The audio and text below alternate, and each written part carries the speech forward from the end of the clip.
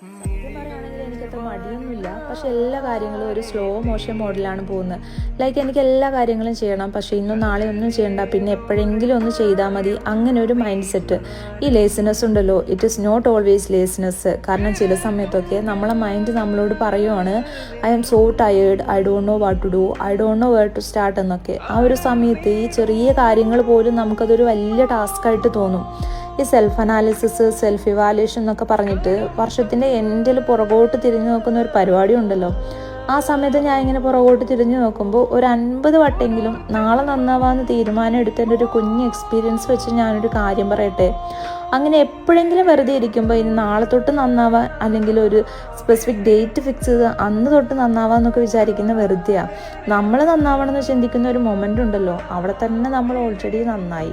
പിന്നെ കുറച്ച് മടിയൊക്കെ നല്ലതാണ്. എല്ലാ എനർജിയും ഒരുമിച്ച് ഹാർഡ് വർക്ക് ചെയ്ത് കളയണ്ടല്ലോ.